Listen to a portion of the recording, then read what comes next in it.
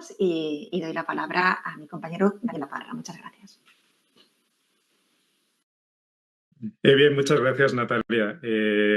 Bueno, es un placer, como siempre, participar en estas jornadas de la Cátedra de Brecha Digital.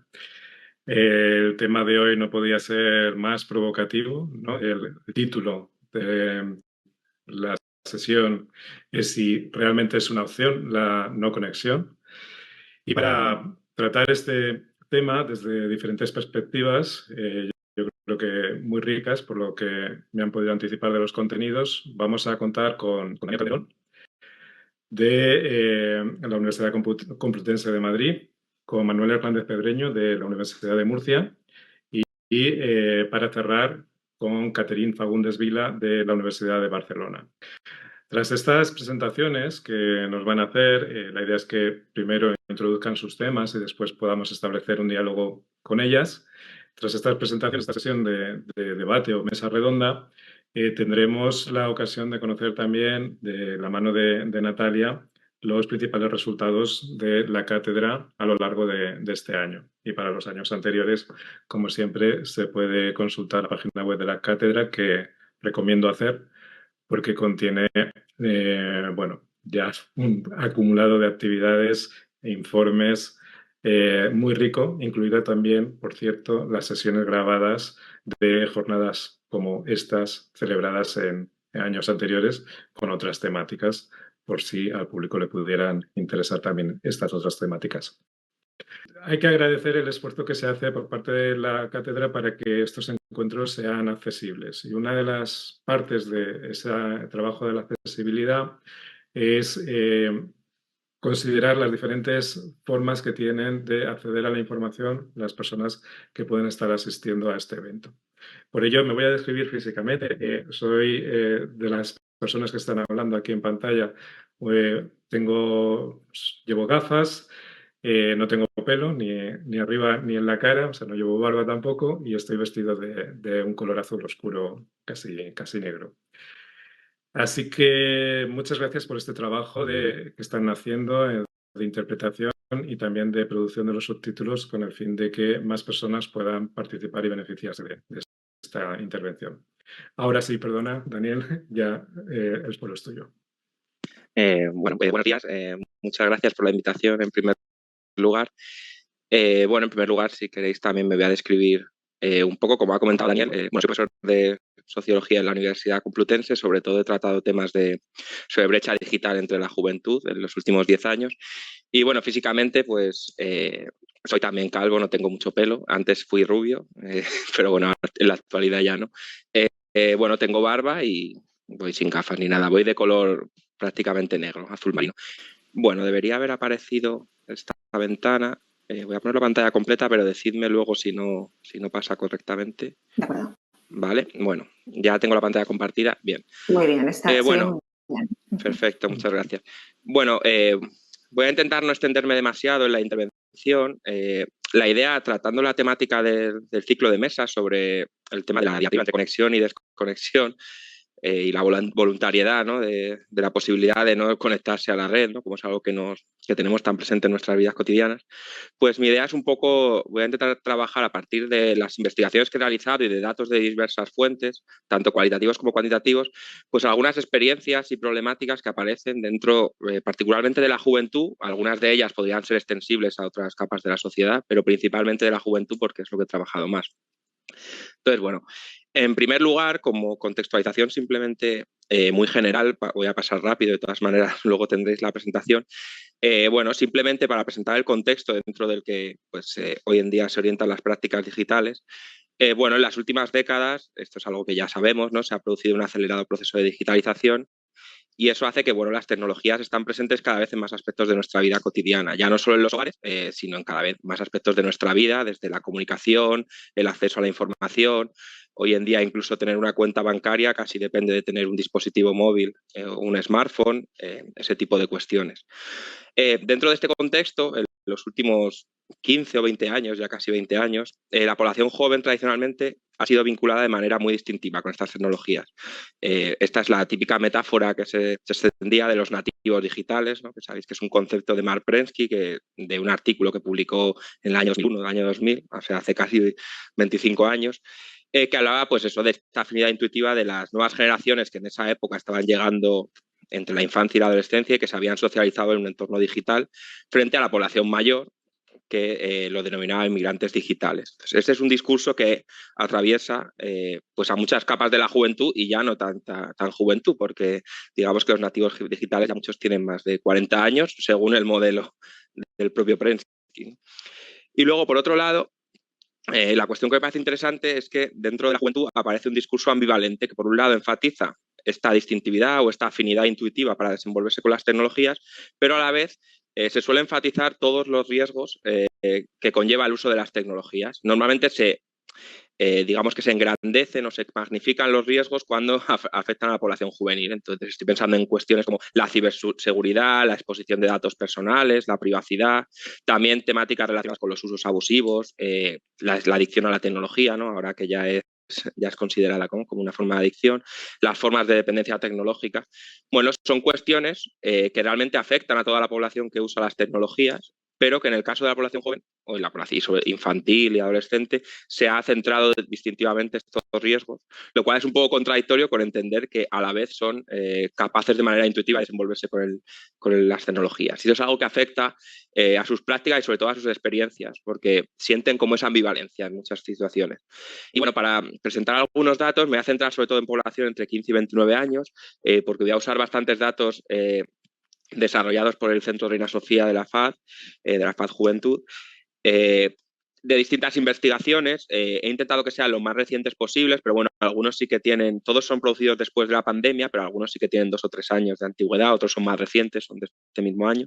Pero bueno, siempre dentro de este horizonte de edad o de esta cohorte que es la que ellos manejan. Y luego también en la parte final entraré en algunos datos más de tipo cualitativo, con entrevistas sobre experiencias de la juventud que nos llevan más al tema de las jornadas. Bueno, en primer lugar, voy a hablar algunas cuestiones generales sobre equipamiento y usos tecnológicos.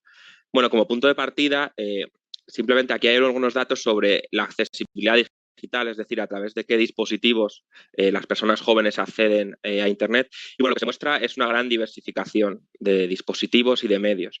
Si hubiésemos hecho esta encuesta hace 20 años, pues probablemente el acceso a Internet estaba muy vinculado a los espacios físicos de conectividad, es decir, a un ordenador, y normalmente a un ordenador conectado por cable.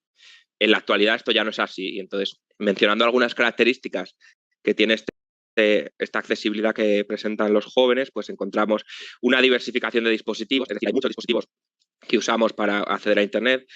Por ejemplo, el smartphone es el más común, pero dispositivos como el ordenador portátil, como la Smart TV, como las tablets, como los ordenadores sobre mesa son también muy frecuentes, y en menor medida pues otros dispositivos como por ejemplo también la videoconsola, sobre todo entre los hombres, en mayor medida que entre las mujeres.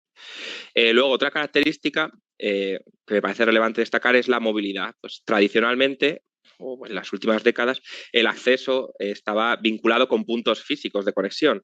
Primero eran accesos cableados y luego fueron ya conexiones wifi, pero bueno, puntos, ¿no? Los llamados hotspots o puntos desde los que tú te conectabas. En la actualidad, este acceso a Internet se ha, digamos, independizado de estos puntos físicos y es algo que nos acompaña en el día a día. Es cierto que existen momentos de desconexión, pero cada vez son menores y se intenta que sean menores, sobre todo a través del smartphone, que es un dispositivo que está continuamente conectado, del que estamos continuamente recibiendo notificaciones y salvo que vayamos a una zona que no hay cobertura o tengamos algún problema de conectividad, siempre vamos a estar conectados. Y luego, además, me parece interesante, que es una de las dimensiones en las que se analiza actualmente la desigualdad digital, es cómo los distintos dispositivos muchas veces se vinculan con usos concretos. Por ejemplo, hay una forma de desigualdad que está vinculada con aquellos grupos sociales que únicamente pueden conectarse a Internet a través del smartphone. Entonces, pierden una gran capacidad de usos que son, por ejemplo, más fáciles o que pueden ser desarrollados mejor a través, por ejemplo, del ordenador, que requiere un nivel de competencias digitales diferente, por ejemplo. Y bueno, simplemente para mostrar esta diversificación, bueno, os he planteado aquí es un mapa donde se muestran algunos de estos dispositivos vinculados con algunas categorías sociodemográficas y variables, simplemente para ver esto como los equipos móviles, principalmente el smartphone, es el equipo que se vincula más distintivamente dentro de la juventud con las clases más bajas o la gente con menor nivel de estudios, mientras que entre los grupos pues más privilegiados o en mejor posición social, pues aparecen por un lado estos equipos minoritarios que son menos frecuentes, como puede ser los wearables tipo smartwatch, smartbands, otro tipo de reproductores, los asistentes multimedia tipo Alexa, que están de moda últimamente. Y luego en la parte izquierda, muy vinculados con los hombres, sobre todo a partir de los 20 años, encontramos algunos equipos más domésticos, como por ejemplo la videoconsola. Simplemente para que veamos pues, que hay distintos equipos vinculados con usos diferenciales, ¿no? Y que eso también afecta al uso. Bueno, entrando un poco más allá, en aspectos más interesantes en los usos, bueno, me parecía interesante ver, aquí simplemente he sacado datos sobre dimensiones generales de uso para entrar en usos concretos y principalmente lo que me interesa es que dentro de la juventud hay unos usos que están enormemente generalizados, que son básicamente comunicación, entretenimiento y búsqueda de información, que son muy comunes.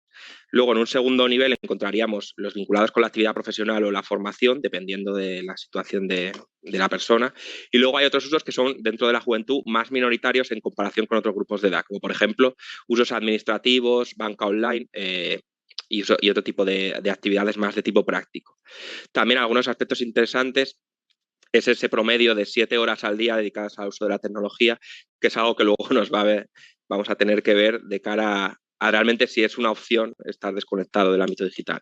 Pues bueno, nos aparecía este promedio siempre de la autopercepción, digamos que no es una medición directa, sino que tiene que ver con un dato de encuesta, ¿vale? Me parece interesante destacarlo.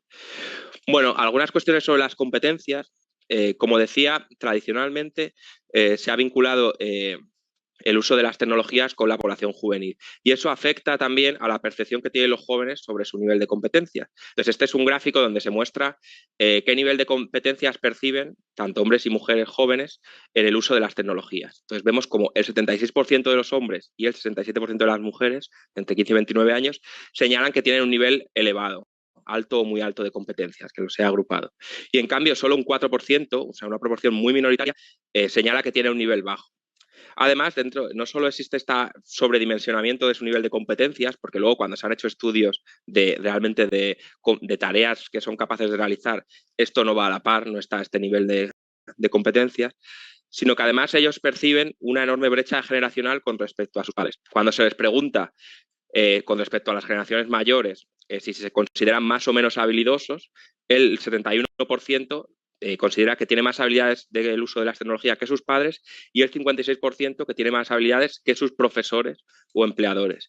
Y esto es algo que también luego afecta a su uso porque muchas veces estas personas, que veremos un poco más adelante, sienten una falta de apoyos dentro del entorno social más allá del grupo de pares, es decir, dentro de sus padres o de sus profesores a la hora de adquirir nuevas competencias. Bueno, la brecha intrageneracional, es decir, cuando se compara con su entorno, estos porcentajes bajan mucho. Solo un 37% se considera más competente, por ejemplo, que la gente de su edad. Pero en cambio, cuando hablan con los padres, es un 71%. Entonces, es un dato que es interesante. Un poco profundizando un poco más en esta cuestión, cuando les preguntamos sobre a través de qué medios adquieren competencias o se educan para aprender nuevos usos del uso de la tecnología, aparece en primer lugar la autocapacitación, es decir, la consulta de manera individualizada o el aprendizaje por el ensayo y error o buscar en webs o buscar en internet. Esta es la forma de alfabetización digital más frecuente, que es algo que también me aparecía unos años antes cuando estaba investigando esto de manera más cualitativa. Siempre se menciona pues esta idea de que tú eres el que tienes que buscar pues aquellos contenidos a través de tutoriales o webs para intentar probar y desarrollar nuevas competencias. Y luego aparece también el apoyo social, pero sobre todo vinculado con la mediación de los grupos de pares y de las amistades. No tanto por encima de los familiares, que es mencionado por eso en un 19%. Y aquí lo que me parece interesante, si veis el gráfico, es que el aprendizaje o la alfabetización más formal, al igual que, por ejemplo, las competencias adquiridas en el centro educativo, son muy minoritarias dentro de las respuestas. Es decir, solo un 10% señala que le forman suficientemente en su centro y un 12% en el caso que pregunta en su centro o pregunta a profesores para adquirir nuevas competencias. Que esto genera también, bueno, como os digo ahí abajo, una sensación de indefensión y de aislamiento y sobre todo una desconfianza hacia el aprendizaje más reglado a la hora de adquirir competencias digitales. En cierta medida entienden que ese tipo de competencias que aprenden no están tan conectadas con los usos de las tecnologías que realizan en su día a día. Y normalmente dependen más o de su uso individual o de consultar a sus amigos o sus redes de pares, que es algo que luego tiene importancia. Y bueno, luego, por mencionar algunos problemas, simplemente de manera general, es destacable que a pesar de este elevado nivel de competencias percibido, también 7 de cada 10 jóvenes señalan que han tenido problemas en el uso de la tecnología. Es verdad que la principal es la falta de tiempo y también el coste de los dispositivos, es decir, más de tipo socioeconómico, pero también hay un elevado porcentaje, un porcentaje moderado, digamos un 34%, que destaca que no conoce cuáles son las competencias que tiene que mejorar. Sobre todo porque, digamos que en este mundo que hay una actualización constante de competencias y una necesidad constante de reciclaje, pues tienen esta sensación de que no pueden estar a la altura y de que no saben realmente en qué tienen que trabajar, porque hoy en día es la inteligencia artificial, hace 2 años era el metaverso, hace 6 años pues sería otro tipo de cuestiones de confianza de las tecnologías y dentro de 6 años no sabemos qué va a ser. Pero siempre hay como ese nuevo tema que está de moda, que es el que va, digamos, a solucionar sus problemas en el futuro. Entonces es un tema que me parece interesante. Y luego, bueno, como punto final, estos sí que son datos más recientes, es una encuesta que está desarrollando la FAS sobre violencia sexual digital. Se preguntaba a los jóvenes sobre cuáles son los riesgos principales que perciben el uso de las tecnologías. Y aquí lo que me interesa sobre todo es la brecha de género. Si veis en la parte derecha del gráfico, hay algunos riesgos como son sufrir acoso sexual online, recibir mensajes de odio o difusión de contenidos personales sin permiso que están vinculados específicamente con las mujeres y especialmente con las mujeres más jóvenes, adolescentes de 15 a 19 años. En cambio, entre los hombres encontramos como 2 tipos de problemas más frecuentes. Por un lado, los que tienen que ver en la parte superior con los hombres más mayores de 25 a 29 años, con el tema de ciberseguridad, pues que suplanten la identidad, ser perseguido por sus opiniones, sufrir estafas, cuestiones de ese tipo. Y luego la parte inferior, con los hombres más jóvenes, con otra problemática que también se ha mencionado mucho vinculada con el uso de las tecnologías, que es el tema de las adicciones. Sobre todo adicciones a juegos y también a apuestas online, que es una de las temáticas que más se ha tratado en los últimos años. Sabemos que las apuestas online están especialmente dirigidas a un público adolescente y masculino, que es quien es víctima más de este tipo de cuestiones. Bueno, ya finalmente el último apartado que voy a tratar, me interesaba también, aparte de recoger algunos datos, pues incluir algunas cuestiones relacionadas con información más cualitativa, sobre todo de entrevistas que realicé ya hace unos años, pero que yo creo que siguen bastante actuales o bastante de actualidad, que tienen que ver con las experiencias de uso. En este caso, lo que se trataba sobre todo es de identificar algunas tensiones o polarizaciones que aparecen dentro de la experiencia que los jóvenes tienen a la hora de usar las tecnologías. Entonces, los he tratado en 6 dimensiones, podrían ser más o menos, pero bueno, tiene mucho que ver con esta sensación, por un lado, de necesidad de usar las tecnologías y luego también pues esta sensación de sobrecarga o de saturación que aparece a veces en los mismos discursos o cuando hablan de los mismos dispositivos. Entonces voy a tratar un poco cada una de ellas de manera general. Bueno, en primer lugar, este es un problema que aparece mucho cuando los padres hablan de los usos de sus hijos o de las generaciones más jóvenes, es el tema lo llamo de la espacialidad, de esta confrontación entre distancia frente a cercanía. Aquí la cuestión es que, por un lado, la tecnología ha reconfigurado la manera en la que percibimos el espacio y el hecho de estar físicamente presente con alguien en un entorno físico no quiere decir que esa persona esté interactuando con nosotros porque los dispositivos tecnológicos han permitido que podamos estar conectados, sin la mediación del espacio y la distancia. Entonces, lo que nos aparece es una ambivalencia constante entre la juventud, entre distancia y cercanía. ¿Por qué? Porque muchas veces sobre todo los adolescentes o los jóvenes, están interactuando continuamente con personas que no están físicamente presentes realmente. Y esto puede generar problemáticas, aparecía mucho en los discursos de las entrevistas, de desatender dinámicas de interacción, pues por ejemplo con el núcleo familiar. Pero realmente la idea no es tanto verlo como que los jóvenes están aislados o están desconectados, sino que realmente están demasiado conectados. Digamos, a lo mejor están conectados a través de aplicaciones de mensajería, están conectados a través de redes sociales, están jugando a un videojuego y a lo mejor ese videojuego también tiene una dimensión social porque están jugando con amigos o están jugando con conocidos. Entonces, tener esa conectividad no como una separación clara de los espacios online y offline, sino como un continuo que está integrado en la vida de los adolescentes y de los jóvenes. Digamos que esta tecnología está mediando su actividad. Entonces, bueno, algunos ejemplos, he puesto alguna cita, esto más que nada por si os comparte la presentación para que lo veáis, porque quiero ir más o menos rápido, que ya llevo un buen rato. Bueno, pues algunas noticias, ¿no? De los adolescentes prefieren comunicarse por WhatsApp antes que cara a cara, ¿no? Os he puesto algunas noticias de prensa que son un poco sensacionalistas en una dirección u otra para ver los conflictos que aparecen. Tenemos por un lado aquí la idea de los adolescentes prefieren comunicarse cara a cara, pero luego está esta noticia que ha aparecido también recientemente de que vuelven las citas, ¿no? De manera presencial. ¿No? Por la idea de que ya no está tan de moda aplicaciones como Tinder u otras típicas de aplicaciones para conocer pareja, que es algo que nos está apareciendo en alguna encuesta reciente, que ya no están tan generalizadas estas aplicaciones como, por ejemplo, hace 5 o 10 años, lo cual es interesante también, ¿no? Pues para que veáis este conflicto. Luego, por ejemplo, con el tema de la temporalidad, aquí la problemática principal es que las tecnologías digitales, digamos que han conjugado dos formas tradicionales de comunicación. La comunicación síncrona o sincrónica, que era cuando hablábamos en tiempo real con una persona, como cara a cara o como una llamada telefónica, con la comunicación asíncrona, que es la comunicación en la que había un lapso de tiempo entre la emisión del mensaje y la recepción. Por ejemplo, cuando mandábamos un correo postal o un correo electrónico. El problema es que actualmente tenemos una hibridación de ambas. Simultáneamente, las comunicaciones son asíncronas porque cualquier mensaje que recibimos, por ejemplo, un WhatsApp o un audio a través de una aplicación de este tipo, tiene una persistencia, es decir, la vamos a ver en el móvil y va a estar ahí todo el rato hasta que lo veamos, digamos, va a estar ahí alertándonos de que tenemos que contestar, pero por otro lado, hay una norma social que espera que cuando recibimos una notificación de este tipo contestemos de manera inmediata. Y entonces, por un lado, los mensajes que recibimos o que enviamos tienen una persistencia en el tiempo que no tendrían si hablásemos cara a cara o una llamada telefónica que no estamos grabando, pero por otro lado, se espera de nosotros que contestemos inmediatamente. Y eso genera un cierto conflicto. Aquí he puesto pues dos cuestiones que aparecen. Por un lado, esta inmediatez, que ya lo he mencionado, y por otro lado, esta actualización constante, esta necesidad de estar siempre al día de todas las novedades, de todas las actualizaciones de las aplicaciones, cuando además sabemos que este entorno, estas aplicaciones están diseñadas de manera, digamos, de manera consciente para generar esa adicción, para generar esa necesidad de actualización constante, ¿no? Este efecto FOMO, ¿no? Que se llama normalmente. Entonces, bueno, alguna noticia de este tipo de cómo combatir las consecuencias de la inmediatez o estas cuestiones más de cómo debemos ser asíncronos en nuestro trabajo, ¿no? Intentar generar tiempos para pensar sin tener que estar bombardeados continuamente. Bueno, otro de las temáticas, voy a ir más o menos rápido, que ya me estoy quedando sin tiempo. Bueno, otro conflicto que aparecía en las DINA es el conflicto entre hiperconectividad y aislamiento, que tiene mucho que ver con lo que hemos estado viendo o con de lo que va esta mesa, ¿no?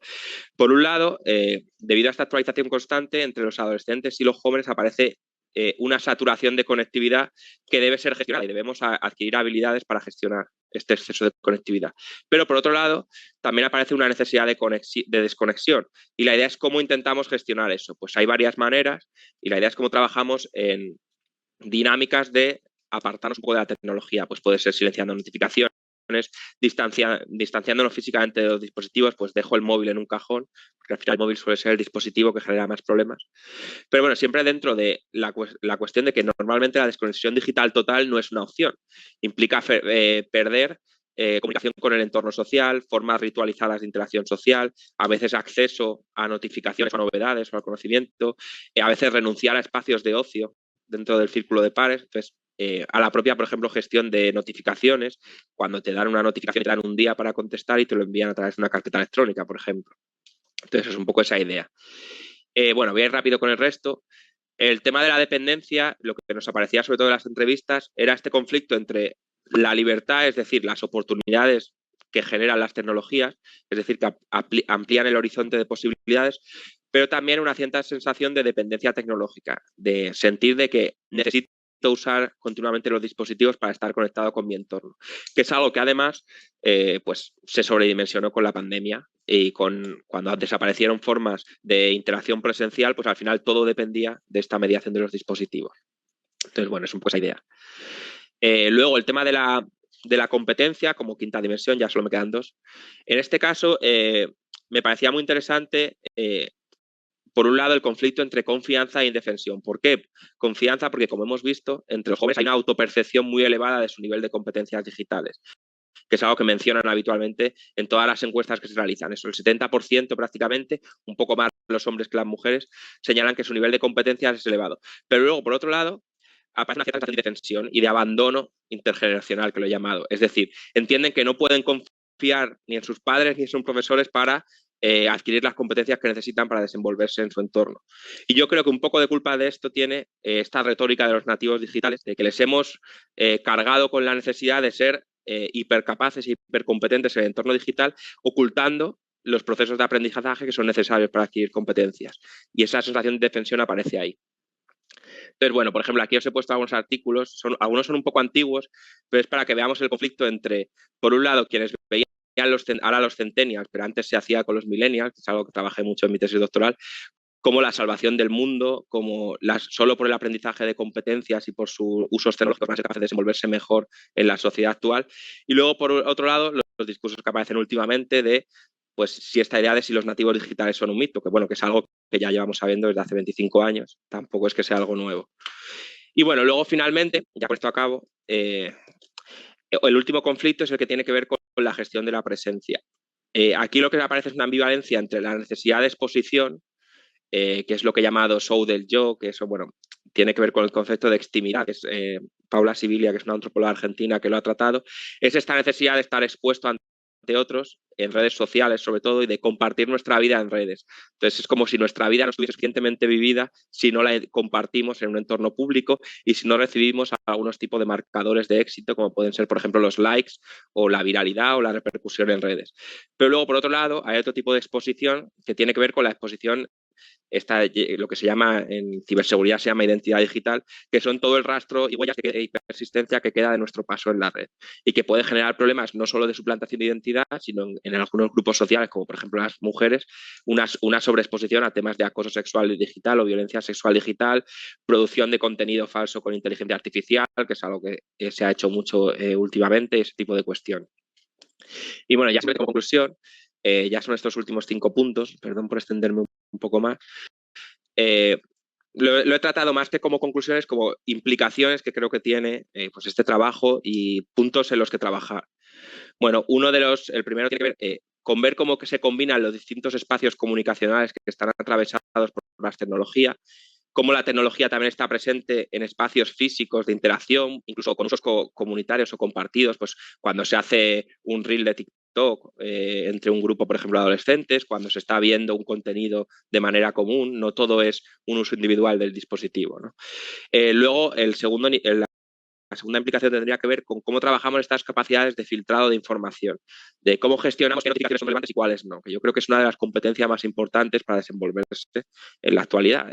Cómo entendemos qué es necesario estar conectado y qué aspectos realmente lo que nos están es sobrecargando, ¿no? La tercera implicación es desterrar por fin la idea de que los adolescentes o los jóvenes son expertos en el uso de las tecnologías, porque es mentira. Y es algo que además con la pandemia se ha visto, todos los estudios que ha habido, porque participé en algunos sobre competencias digitales y adaptación a la educación online, se veían enormes problemas de competencias y desigualdades, por ejemplo, por nivel de estudios, por características socioeconómicas de los hogares en función de cómo se habían adaptado a la educación a distancia, cómo manejaban los dispositivos. Entonces, es algo que hay que tener en cuenta y que hay que trabajar.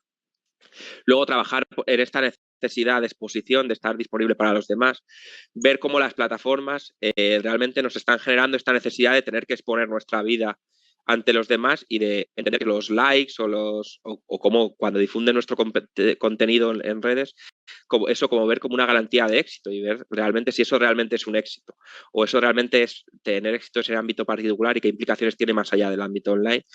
Y luego eso, bueno, lo que decía, trabajar esta necesidad de exposición en el ámbito digital y esta necesidad también de estar siempre disponible para los demás, que son creo que los aspectos principales que tienen que ver más con el tema de lo que iba a esta mesa, de realmente si es necesario estar siempre disponible para los demás o si la desconexión digital en algunos casos puede ser una necesidad también.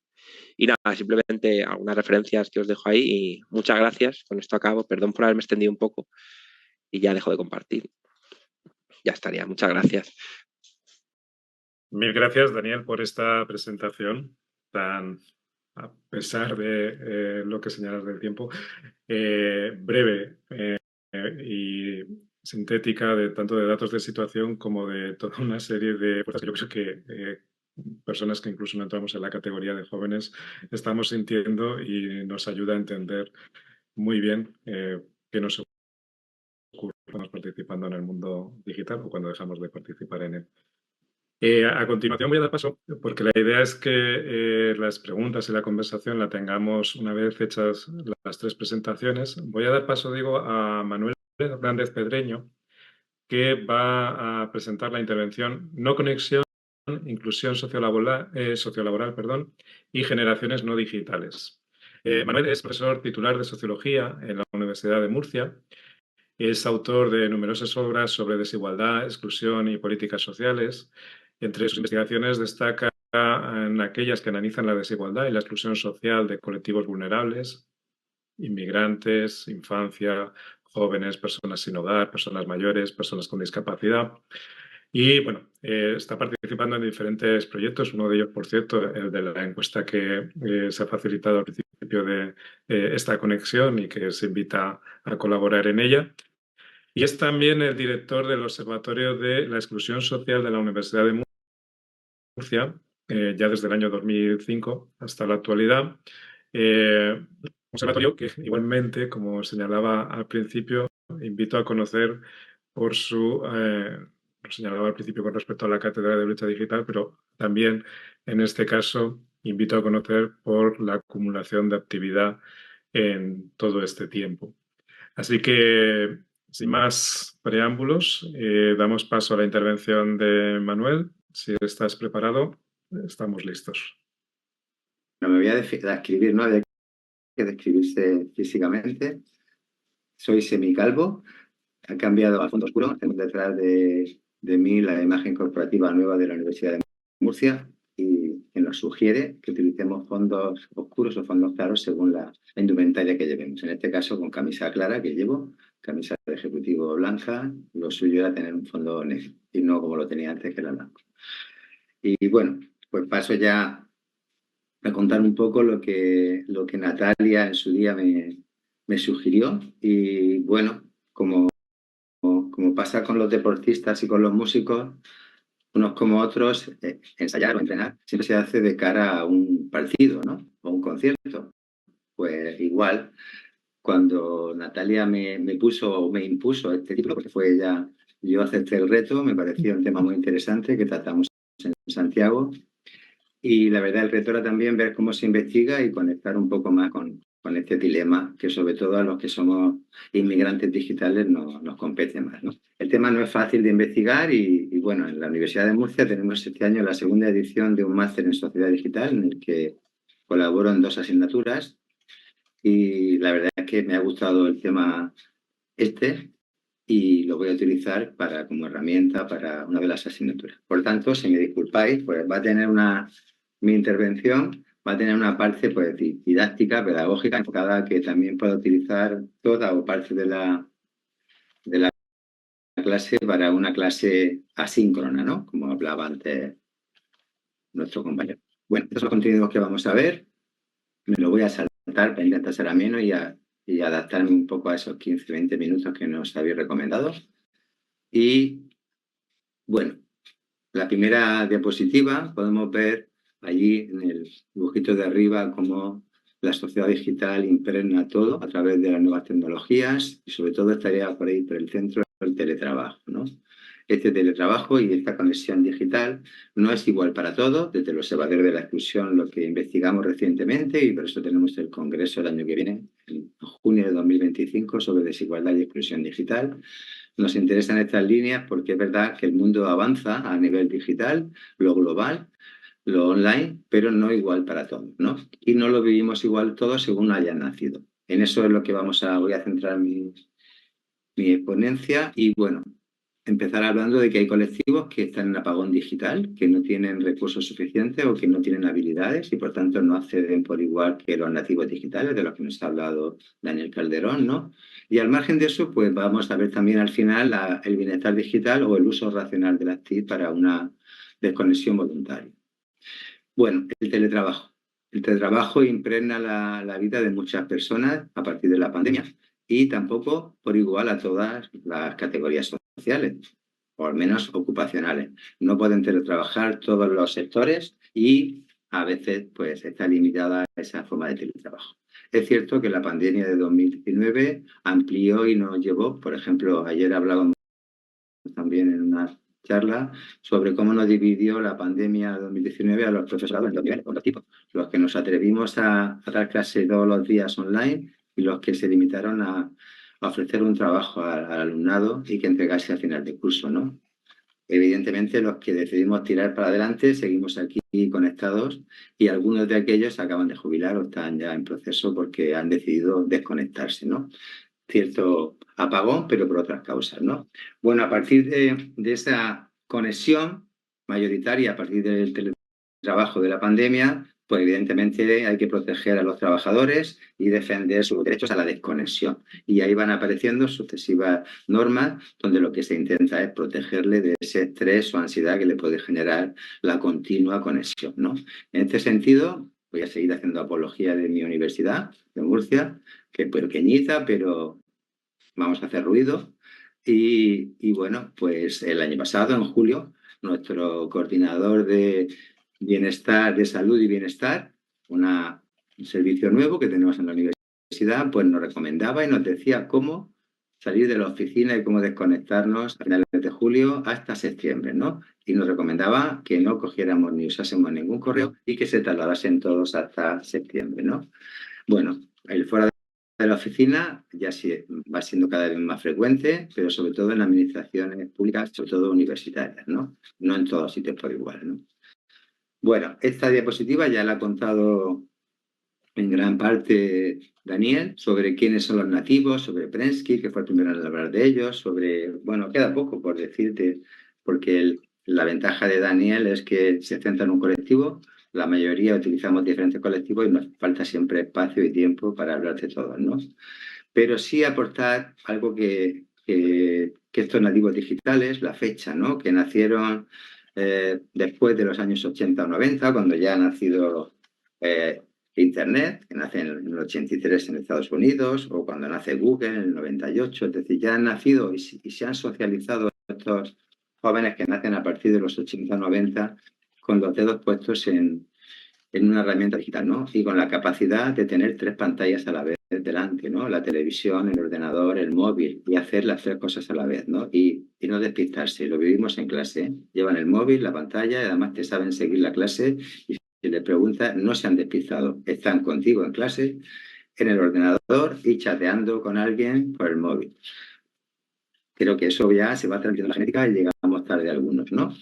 Bueno, ahora vamos a ver los nombres, pero el resto, que somos más mayorcitos, pues somos inmigrantes digitales, de los que ha hablado menos Daniel y que vamos a tratar ahora sobre todo, y son los que hemos conocido, afortunadamente para mí, pues un mundo más analógico, más de papel, estudiamos con fotocopias por una sola cara y a veces muy cutres que no se veían bien, ¿no? Y ahora eso no existe, ¿no? Y por supuesto sabemos escribir con bolígrafo y con lápiz, y sabemos lo que es una goma de borrar y todo eso, ¿no? Yo creo que siempre pensamos que tu generación es la más afortunada y en este caso yo me considero afortunado de ser del baby boom español, ¿no? No obstante, bueno, vamos a ver aquí, a través del Instituto de Economía Digital americano, pues hizo una primera clasificación sobre quiénes serían los inmigrantes digitales y los nativos digitales, ¿no? Y tenemos unos nombres, la manía de la sociología de categorizar y organizar por grupos, y en este caso en base al uso de las tecnologías digitales, ¿no? Bueno, vamos a ver que aquí tendríamos esas 6 generaciones, la silenciosa, que ya no está ni siquiera en las estadísticas, que son las que tienen ahora más de 80 años, el baby boomer o el baby boom, más bien europeo, que nacen después de la Segunda Guerra Mundial. Nosotros los españoles tenemos un poco más retrasado, pero podemos encajar ahí también. La generación X, que está a caballo entre ya los nativos y ya les es más fácil, están más cerca, y de hecho vamos a ver que generación X y los millennials, que son ya los digitales, pues comparten bastante características, como vamos a ver. Y luego ya tendríamos los hijos de los hijos que hemos visto de arriba, la generación Z y ya los recién nacidos que ya nacen con el dedo puesto y con la necesidad de algo digital para sonreír, son la generación denominada alfa. Bueno, me voy a centrar solamente en los inmigrantes y un poquito en los millennials por deferencia, porque comparten también Bueno, ¿quiénes son? Pues ahí tenemos las fechas y sobre todo destacar de este colectivo pues que tienen pocas redes sociales, que son los que se han incorporado muy tarde o nada a las redes sociales, que tienen gran apoyo intergeneracional de hijos o nietos en este caso, pero que no se fían de comprar todavía a través de online y que lo hacen sobre todo a través de productos de televisión porque son unos grandes consumidores de televisión. Aquí venimos la mayoría, donde yo me incluyo, ya también, y me identifico bastante, ¿no? Y ya si tenemos una red social, somos los que más utilizamos Facebook, todavía estamos ahí, anticuados, aparentemente, pero también tonteamos con Instagram. Y bueno, podemos tontear con todas, pero generalmente donde más estuvimos y hemos estado es en Facebook, ¿no? Bueno, estamos también pues, más cercanos, tenemos hijos que ya son nativos digitales y por tanto estamos más cerca también porque los nuestros están más cerca, ¿no?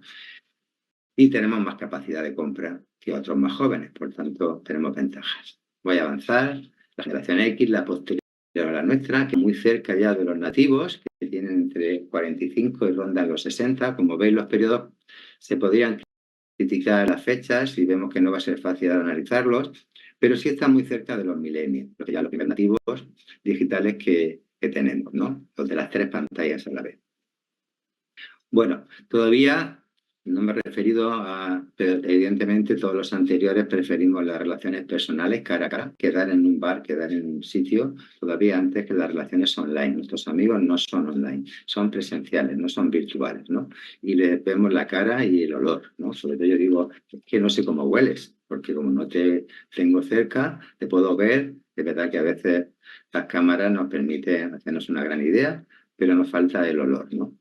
Bueno, todavía preferimos también, y aunque ya utilizamos bastante WhatsApp y Facebook a nivel comunicación, y bueno, están a caballo la generación X entre los siguientes, que sean los últimos que vamos a ver, así en profundidad, que son ya los Instagramers y los que tienen también, pues, el TikTok, y bueno, destacar de aquí lo que ya ha dicho Daniel Calderón, que son los que, bueno, pues les interesan sobre todo sus referentes para opinar ideológica o políticamente son los propios iguales. Es una gran novedad porque no utilizan los grandes medios de comunicación de masa, sino estos pequeñitos o, que son donde ellos están, TikTok, Instagram, donde ahí es cómo se ponen al día y dónde van generando opinión. Y les interesa más alguien que tenga muchos me gusta por algún podcast que lo que diga Antena 3 o Televisión Española sobre la guerra de Ucrania.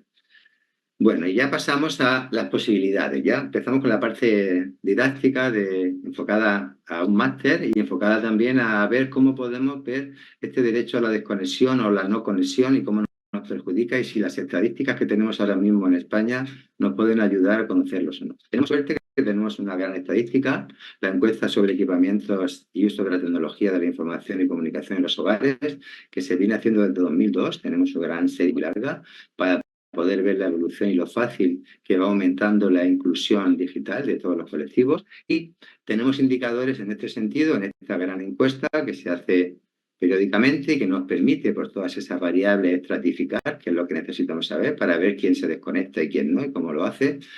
Y en esas 3 brechas, ¿no? Acceso, uso y habilidades. Vamos a coger ahora algunos indicadores, pero hay otros estudios y hay otras fuentes, como la FOESA, que utilizamos mucho en el observatorio y donde a veces hemos colaborado en algún documento de trabajo de sus informes, que además lo conecta, vamos a verlo directamente, bueno, antes de hablar de otras fundaciones, como también el barómetro que ha comentado Daniel Calderón, la propia cátedra, a la Fundación para el Igual, es decir, hay muchas instituciones y entidades, a veces privadas o sin ánimo de lucro, que también están muy interesados en conocer la desigualdad digital. Bueno, muy interesante desde el punto de vista del observatorio nuestro de la desigualdad y exclusión, la conexión que hace la Fundación FOESA, que clasifica a toda la población española en 3 niveles, clasifica en 4, aquí solo tenemos 3, integración, exclusión y exclusión severa. Según las dimensiones donde tengas dificultades, exclusión severa son los que tienen, la población que tiene dificultades en todas las dimensiones. Bien, pues lo que hace la Fundación FOESA es que conecta lo que se llama conexión plena, sería aquellos que tenemos conexión ilimitada a la red dispositivos varios, más allá del móvil, y habilidades suficientes para hacer trámites básicos. Con eso estaríamos en conectividad plena, que está el 61% de la población española. Y ahora, si vemos cuántos están en apagón, el apagón sería cuando no tienes alguno de esos tres elementos, ¿no? Y siempre, como debe ser, se establece un nivel intermedio, ¿no? Pero fijaros que no están en conexión plena, pues el otro cerca de un 40%, por diferentes causas, ¿vale? Y eso se conecta, las personas que están en integración, solamente un 32% de ellas estarían en apagón digital, tendrían algún problema de alguna falta de esos tres requisitos, y sin embargo, en exclusión severa, que tienen problemas en todas las dimensiones, habría que añadir el gran apagón digital. Con lo cual, como vamos a ver, pues hay una gran pérdida de oportunidades, dificultades para acceder a la administración, a solicitar ayudas, o ahora vamos a ver en algunos estudios recientes lo que tenemos de eso. Bueno, la brecha digital generacional. Realmente las dificultades y las distancias, la desigualdad en el acceso y uso está en la edad. Hay otras variables que apenas están brechas. El género no cuadra, la nacionalidad tampoco, y a veces va a favor de la población extranjera, y es la edad la que más brecha establece, ¿no? Aquí la tenemos, en rosita los inmigrantes y en beige o ocre los nativos, ¿no? Como veis hay una gran, sobre todo he seleccionado aquí tres variables, ¿no? Ahora vamos a ver más. Si han utilizado Internet, si lo utilizan diariamente, ¿vale? Diariamente solamente un 59 de los baby boomers, ¿no? Frente a un 98 de un joven de edad. Una brecha enorme en cuanto al uso. Bien, ahora nos falta saber si estas personas de aquí lo utilizan o utilizamos menos voluntaria o involuntariamente. ¿De acuerdo? Y bueno, algo también relevante, el acceso a Internet en cuanto al consumo, la compra. Pues fijaros qué poquito, ¿no? Solamente un 23% de los del baby boom mayores, ¿no? Un 23% frente a un 70 y pico de los nativos digitales. Es una gran diferencia. Importante también, aunque porque después no lo voy a poder tratar ya por cuestión de espacio, la evolución. Cómo nos adaptamos rápidamente y cómo va profundizando en nuestras vidas Internet, en todos los aspectos, ¿no? En el uso, en la compra y cómo cada vez es más fácil todo, ¿no? Y de un 13 que tenía en 2019, en apenas 3 años, ha subido, casi se ha doblado en la población más mayor, ¿no? Y en todos los colectivos. Bueno, ahora pasaríamos a ver qué indicadores de esa importancia en cuenta que tenemos nos sirve si intentamos clasificar por nuestros nativos y por nuestros inmigrantes digitales, ¿no? Ir visualizando las distancias. Yo suelo poner, en este caso, suelo poner los aspectos positivos en azul y lo negativo en rojo, ¿no? Aunque al final me lo he saltado excepcionalmente, pero bueno, ¿qué vemos aquí con este? Es el uso y la frecuencia de uso. Internet varias veces al día. Fijaros que para un nativo digital es totalmente fundamental. Vivir sin conectar el ordenador es imposible, ¿no? Pero, sin embargo, conforme aumenta de edad, la brecha generacional es enorme y aquí ya los baby boomers, solamente la mitad de ellos lo usan varias veces al día, ¿no? Seguimos con indicadores y en este caso he puesto en rojo los que más me interesan. Ahora vamos a ver los usos que se hacemos, qué servicios de Internet se usan, ¿no? Entonces, bueno, no podríamos ver la evolución, no tenemos espacio, pero sí nos deberíamos quedar, estas son todas las opciones que me da la encuesta. Repito que era una cuestión también didáctica de ver todo lo que tiene y las pocas preguntas, opciones que me pueden ayudar a ver sobre la conexión voluntaria a la red, ¿no? Al mundo digital.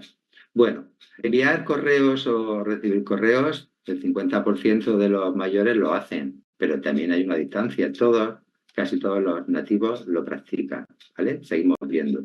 Comunicarse o telefonear o videollamadas, algo muy similar, ¿no? Aunque se prefiere. Ya vamos viendo que hablar le gusta menos a los nativos. Más escribir y han aprendido a escribir con pocos caracteres, cosa que los mayores nos cuesta también un poco más, ¿no? Y me paso a otras importantes, donde hay bastantes brechas, ¿no? La educación, recibir formación. Fijaros la gran brecha que hay aquí en cuanto a utilizar materiales de aprendizaje, a hacer cursos, ¿no? Donde ya, evidentemente, por la edad generacional, por estar en la jubilación o cerca de ella, pues tenemos porcentajes muy bajos y aquí también nos da pistas de quiénes son los que más utilizan como didáctica educativa Internet, ¿no? Ahora, la relación con la administración. Aquí encontramos cosas curiosas en cuanto a las generaciones. La más joven y la más mayor son las que menos lo usan. Quizá la más joven, los alfa, son porque la utilizan los padres, ¿no? Para ellos no les hace falta todavía pedir cita médica ni problemas con Hacienda. Y los más mayores, pues porque tienen dificultades, sobre todo, ¿no? Ahora vamos a ver qué dificultades tienen, pero bueno, nos va aproximando a esta relación con la administración porque vamos a ver que en el cualitativo que hemos hecho es uno de los problemas que dicen, ¿no? Bueno, ahora ya los últimos indicadores que vemos es el comercio, el consumo, bien especificado por las diferentes generaciones, y vemos también que consumir para los nativos es bastante habitual. En los últimos 12 meses, en los últimos 13 baja, pero muy poco frecuente para el baby boom o la última generación inmigrante que tenemos, ¿no? Solamente un 24 en los últimos 3 meses, no cambia mucho en el último año, es decir, que todavía se prefiere compra presencial o como hemos visto a través de la televisión. Importante, también nos puede acercar al tema de la desconexión digital, la práctica del teletrabajo, bien, aunque viendo, aquí nuestra encuesta está bastante fina, y sí tiene en cuenta si se lo ha permitido o no se lo ha permitido, si hubieran podido o no hubieran podido, ¿no? Y aquí surgen, pues, algunos aspectos curiosos, ¿no? La generación Z tienen unos niveles muy bajos porque su trabajo quizá no se lo permite, son muy jóvenes y no hay trabajo en esa profesión, a lo mejor de camarero, porque son más de servicio. Los baby boomers, nosotros sí queremos que es por decisión propia, aquí los tenemos, donde esto sí nos puede acercar a menos cantidad de teletrabajo, ¿de acuerdo? No han teletrabajado, aunque su trabajo les permita. Un 11,4 ha preferido no teletrabajar. Bueno, seguimos, si queréis luego volvemos a alguno. Ahora, centrándonos más en si han podido y no han podido, han teletrabajado, estas dos me interesan. Su trabajo principal les permitía teletrabajar total o parcialmente y han teletrabajado, lo han hecho. Es decir, ¿quiénes son los que más les gusta el teletrabajo y no quieren desconectarse? Pues aquí los tenemos, los millennials, ¿de acuerdo? Y ahora, en la siguiente, pero podrían y no lo han hecho, están los siguientes, ¿de acuerdo? Bueno, y la última, también nos sirve para aproximarnos al uso de la conexión o no conexión y a lo que se valora. Una pregunta muy buena con escala Likert que nos hace la encuesta, que nos dice, ¿valore usted la experiencia del teletrabajo? Aquí ya se ve claramente. ¿Quiénes más valoran el teletrabajo? ¿Veis? Los de 25 y 34, que son los millennials. Los millennials prefieren teletrabajar y lo valoran muy positivamente, ¿no? Y curiosamente, arriba también, os lo he dicho, a veces hay una cuestión de género, ¿no? Que valoran más las mujeres aquí, ¿no? El no teletrabajar, con resultados curiosos a veces que no siempre sabemos explicar. Bueno, aquí queda claro. Quien menos le gusta teletrabajar son a los baby boomers, somos nosotros, y a quien más le ha gustado la generación millennial, ¿no? Quizá porque también por su edad están en puestos donde se les ha ofrecido. Bueno, y ahora pasamos a ver algo cualitativo, a darle voz a esos datos que hemos visto, intentar explicarlos, ¿no? Quizá podamos haber empezado antes por darle voz y luego ver lo que dicen las estadísticas y cómo cuadra, ¿no? Bueno, un estudio piloto que hicimos a través de un trabajo fin de máster con una alumna de máster de Sociedad Digital, que os he dicho que estamos este año por segunda edición. El TFM estuvo bastante bien. Y hicimos hicimos porque yo acompañé bastante a la estudiante al aula senior, donde yo imparto, doy clase y donde fui director de ella en su día, y donde encontramos pues candidatos interesantes para que nos contaran su opinión sobre la inclusión digital y posible desigualdad, ¿no? Ahí tenemos las fechas, todo de este año, muy reciente, y he seleccionado algunos discursos, la verdad es que me gustan todos, soy un enamorado de la voz cualitativa, pero no tenemos que leerlos todos. Sí, en este caso he roto la regla de los rojos no es lo malo, sino lo bueno, y los verdes sería lo... ¿Qué vemos aquí? Principales conexiones. La mayoría de los 7 tenían casi de todo, y lo que menos usan es el ordenador, el móvil, seguro, ¿vale? Y las limitaciones que ven, pues las compras, no he comprado nunca, nos dice por aquí una profesora, un profesor de secundaria, bueno, que utilizan al marido, pero hay cosas que no saben hacer, reconocen. Y sobre todo, tienen algo de miedo todavía a meterse en el mundo de Internet. Pero ya van haciendo pinitos y la mayoría tienen todo. Es verdad que son baby boomer aventajados porque están en la universidad. Es el aula de mayores, no hay mucho rigor, no digo científico académico, pero no tienen examen si no quieren y son actividades voluntarias, ¿no? Bueno, ahora en cuanto al apoyo, ¿quién les apoya? ¿De dónde reciben la ayuda? Pues muy curioso, evidentemente de hijos o de nietos, pero algo muy interesante, me ayuda mi mujer. Mis hijos, es peor, ellos me lo explican tan rápido que no me entero. Esto es lo que suele pasar. Conflicto intergeneracional, comunicación, incomunicación, distintos lenguajes. Ya no entendían bien al hijo, sin embargo, tu coetáneo te lo explica mejor, ¿no? Bueno, los sentimientos contradictorios. Me aporta mucha satisfacción, pero a veces me supera y llega la frustración. A veces más que perdido, me siento más que perdido, ¿no? Culpan a la administración de haber digitalizado todo, aunque sabemos que lucharon en su día por conseguir que los bancos le abriesen la puerta y lo han conseguido. Todos podemos ir ahora, si queremos, al banco y ellos lo consiguieron. Creo que es de las pocas veces que un colectivo de más edad se ha manifestado, ¿no? Bueno, y ahora también algunos lo consideran forzoso, como es obligatorio conectarse y más adelante veremos que hablan también como riesgo la exclusión, ¿no? Ventajas. Nos facilita mucho la vida. Nos aprendemos mucho, ¿no? Incluso, pues, se agradece que tu hija, que vive contigo, con la cual tú vives, pueda teletrabajar para estar cerca de ti, ¿no? Conciliación familiar, en este caso con personas mayores. Inconvenientes, pues, que todavía les quedan cosas por aprender. Las claves, la protección, la ciberseguridad. Algunos estaban muy preocupados porque le pirateasen la wifi y le quitasen velocidad. Y los cortes de energía, que se caiga internet, ¿no? La dependencia de lo digital, lo rápido que avanza todo, que te quedas obsoleto enseguida, nos decía uno, dice, es que ya ha cambiado y al mes ya te otra forma, ¿no? En la actualización del WhatsApp otra vez, ¿no? Todo cambia muy rápido, ¿no? Y algunos procesos les superan. Bueno, y ya para terminar, oportunidades perdidas y motivaciones y recomendaciones. Oportunidades perdidas. Pues alguno nos reconoció que se jubiló precisamente porque no se adaptaba, como he contado antes en la universidad. Alguna parte del profesorado de nuestra universidad, la pandemia les abrió una puerta que no quisieron dejar abierta y la cerraron. Y a partir de ahí decidieron que se jubilaban también. Lo mismo nos decía algún entrevistado que veía que su empresa bajaba el rendimiento porque no tenía las habilidades suficientes, le costaba y también a él le costaba, ¿no? A otro nivel y a nivel de ocio o de oportunidades, pues también nos hablan de los problemas con las citas médicas, por ejemplo, ¿no? Y que no ven al médico, que te llama por teléfono, que te recetan la receta electrónica, etcétera, que no ves presencialmente a la persona. Pero me llamó la atención lo de una señora que se quejaba de que no conseguía ir a Canarias en los viajes del inserso, porque esos viajes son los que se suscriben y si no lo sabes hacer tú, cuando se abre la plataforma a las 12:01 de tal día, pues te lo tiene que hacer tu centro de servicios sociales o tu centro de mayores y entonces llegas tarde porque el centro lo abre a las 9 de la mañana, ¿no?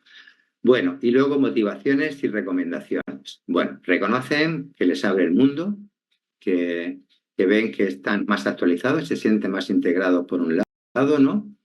Y como dice, me siento al ordenador a perder el tiempo, ¿no? Le parece muy enriquecedor, pero como son baby boomers, pues siguen pensando que siempre y cuando su estancia online no les impida mantener relaciones personales cara a cara con sus seres cercanos o más queridos, ¿no?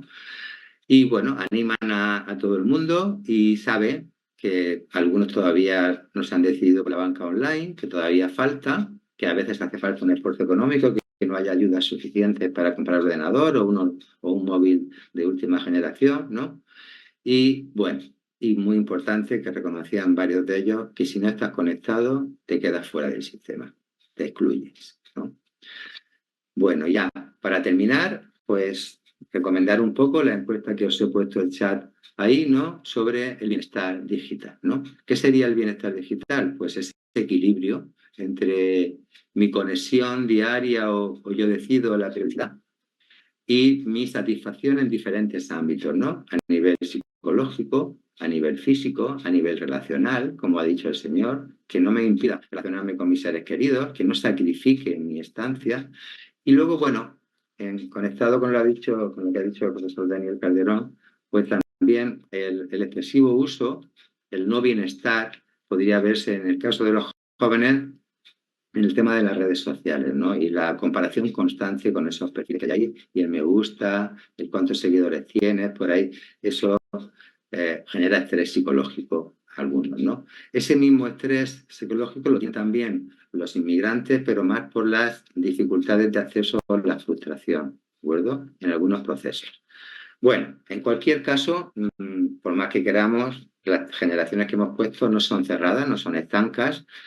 Creo que hay que tener claro que esto va muy rápido y que los escalones se pueden superar, a veces hay un ascensor, ¿no? Yo mismo me pongo de ejemplo que hasta hace 6 meses me había resistido a pagar con el móvil y ahora soy un forofo de pagar con el móvil y no llevo dinero ni tarjeta ni nada, y el salto es rapidísimo. Es decir, que eso también lo han reconocido los mayores, que no sabía nada y de pronto, si me conecto con un contexto más o menos digital, enseguida me pongo al día o casi al día, aunque siga habiendo niveles. Y por supuesto sigue habiendo variables de desigualdad.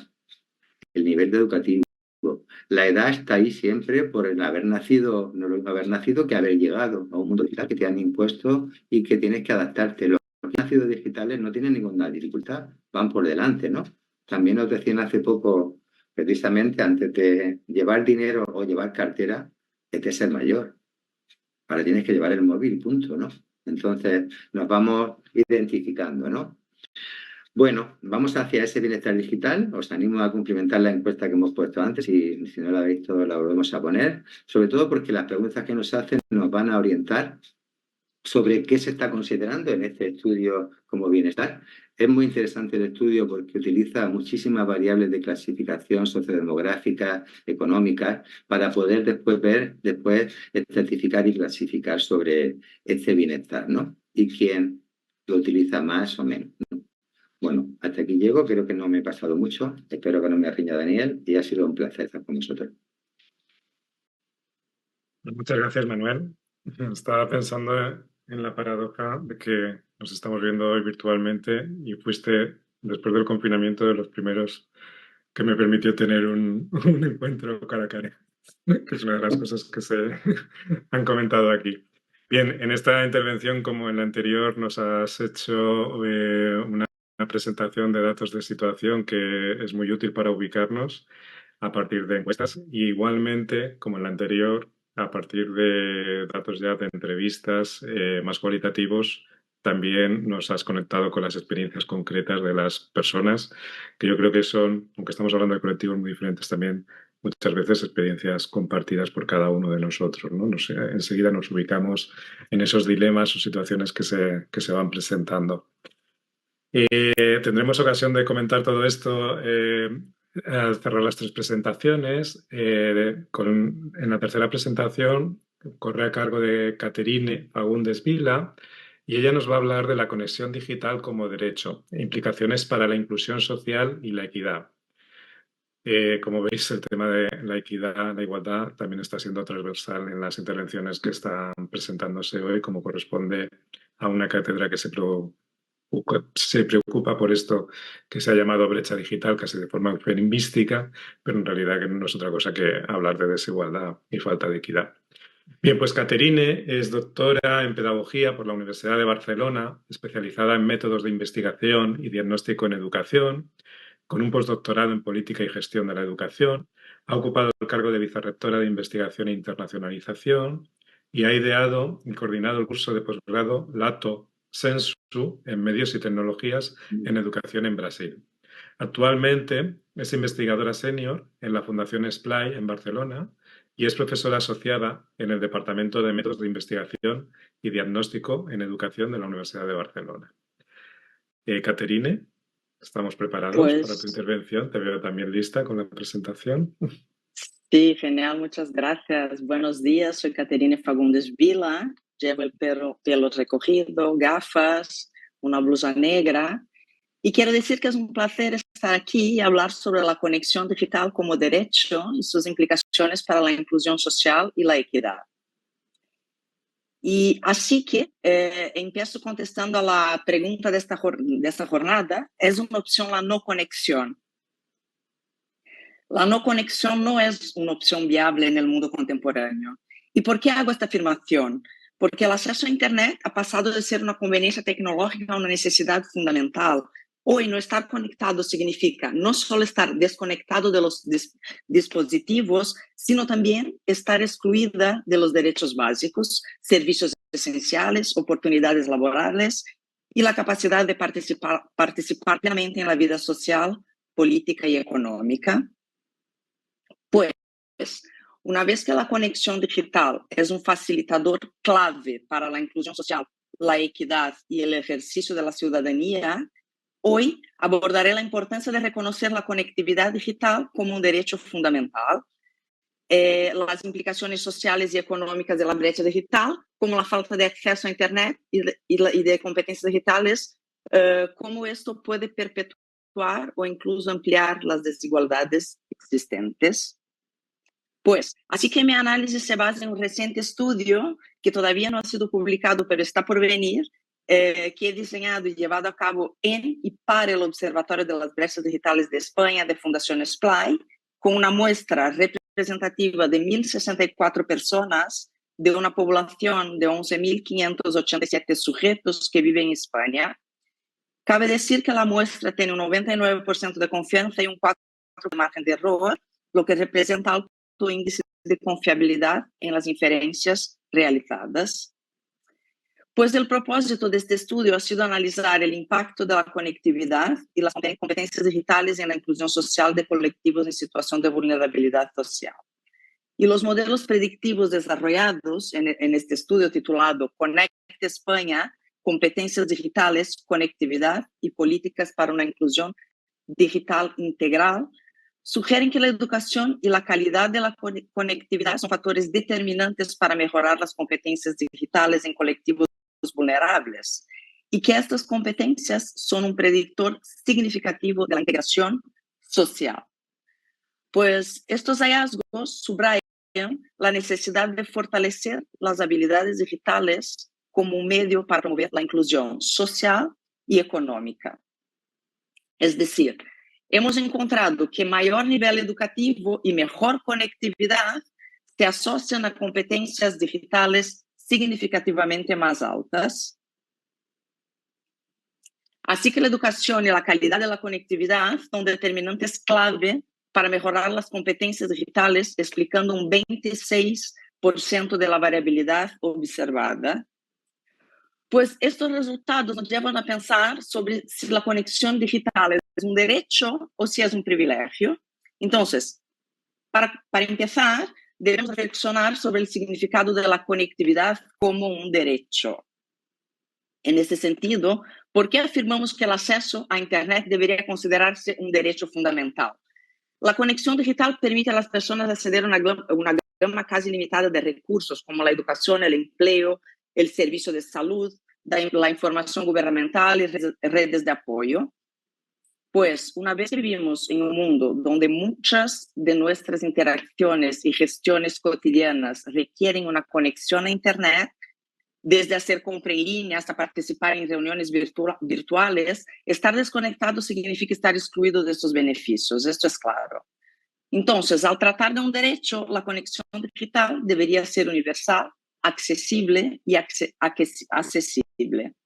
No obstante, la realidad es muy distinta, porque el acceso a Internet sigue siendo desigual, especialmente entre los colectivos en situación de vulnerabilidad, como personas de bajos ingresos, desempleados y habitantes de zonas rurales. Pues esa desigualdad, entonces, crea una brecha digital que no solo limita el acceso a servicios digitales, sino también refuerza las desigualdades económicas y sociales preexistentes. Pues aquí cabe mencionar que el 4 de julio del 2018 la ONU adoptó la resolución sobre los derechos humanos en Internet. En ese sentido, la Organización de las Naciones Unidas, la ONU, ha señalado que la conectividad como un factor clave en la garantía de los derechos humanos básicos como la educación, la libertad de expresión y el derecho al trabajo. Pues desde esta perspectiva no podemos tratar la conectividad como un lujo, sino como una infraestructura crítica para la equidad social. También, en este sentido, la Ley Orgánica del 3/18 del 5 de diciembre del 2018 se refiere a la protección de datos personales y garantía de los accesos a los derechos digitales. En su artículo 81 dice que el derecho de acceso universal a Internet dice que todos tienen derecho a acceder a Internet independientemente de su condición personal, social, económica o geográfica. Este artículo 81 también tiene 5 otros puntos que van en esta línea,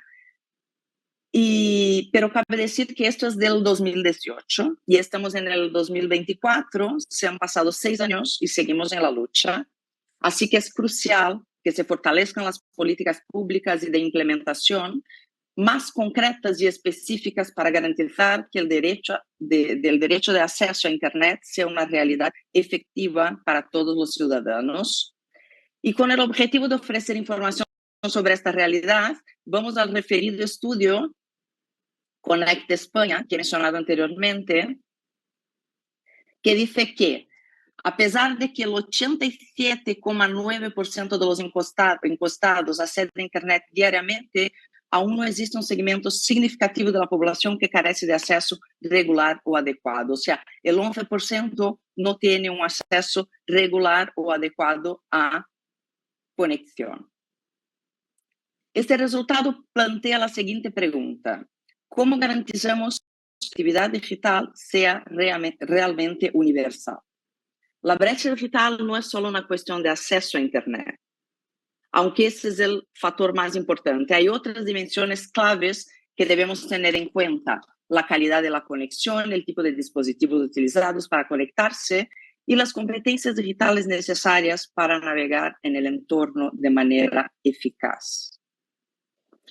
Pues, en este sentido, el estudio reveló que un 52,3% de los encuestados tienen tanto Wi-Fi como datos móviles en casa, pero un preocupante 2,6% no tiene ningún tipo de conexión a Internet. Estos datos evidencian que, si bien hay muchas personas que tienen acceso, existen disparidades significativas en la calidad de este acceso. Tener Wi-Fi en casa no es lo mismo que depender exclusivamente de datos móviles, ya que las conexiones móviles suelen ser menos fiables y mucho más costosas, lo que dificulta la realización de actividades que requieren un uso intensivo de Internet, como el teletrabajo o la educación en línea.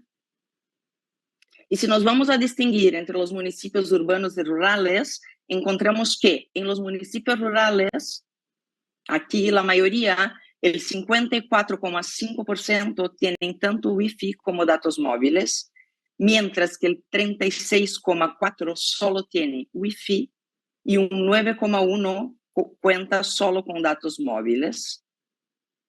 Ninguna de las personas en las áreas rurales reportó no tener conexión a Internet. En los municipios urbanos, la mayoría, el 52,5%, también dispone de ambos tipos de conexión, Wi-Fi y datos móviles, seguido por el 28,9% que solo tiene Wi-Fi y el 16% que cuenta solo como datos móviles. Un pequeño porcentaje, el 2,6%, no tiene ningún tipo de conexión. En general, la conectividad es mayor en los municipios urbanos, con una distribución más equilibrada entre los diferentes tipos de conexión. También, el 81,19% de los encuestados utiliza un smartphone como su principal dispositivo de acceso a Internet. Si bien los teléfonos inteligentes permiten conectividad, tienen limitaciones en comparación con otros dispositivos como computadoras o portátiles o los ordenadores de escritorio, especialmente para las actividades que requieren un software especializado o creación de contenido. Esta limitación de dispositivos genera una brecha en la brecha, donde las personas que solo tienen acceso a smartphone quedan en desventaja frente a quienes disponen de dispositivos más robustos. A esto se suma la cuestión de las competencias digitales. El acceso a Internet no tiene sentido si no se sabe cómo utilizar la Internet de manera productiva.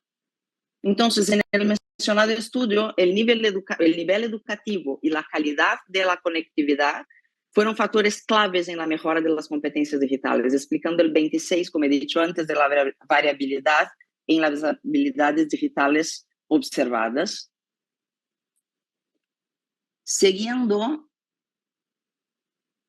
el estudio encontró como resultado que la valoración media de las competencias digitales según el tipo de conectividad a Internet de las personas participantes indican que la percepción del nivel de competencias varía significativamente según el acceso a diferentes tipos de conexión. Las personas que solo disponen de Wi-Fi valoran sus competencias digitales medianamente aquí. O sea, las personas que solo disponen de Wi-Fi valoran sus competencias de modo mediano, con 3,50 puntos, lo que es 0,78 puntos superior a aquellas que solo poseen datos móviles, cuya media es de 2,73%.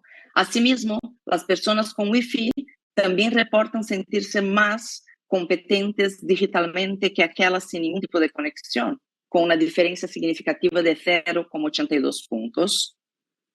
Por fin, las personas participantes con acceso a ambos tipos de conectividad, Wi-Fi y datos móviles, muestran un nivel más alto de competencias digitales percibida, mientras que aquellas sin ningún tipo de conexión o solo con datos móviles tienden a evaluarse con una menor competencia digital. O sea, Wi-Fi y datos móviles más competencias digitales percibidas.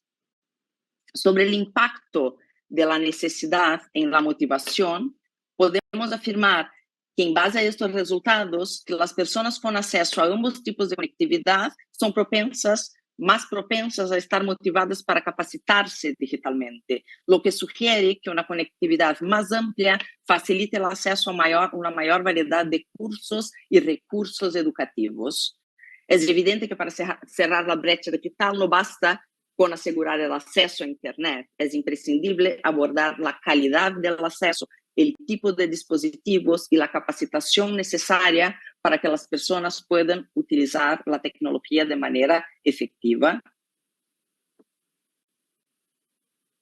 Una de las conclusiones más poderosas de este estudio es que la conectividad digital y las competencias digitales están directamente relacionadas con la inclusión social.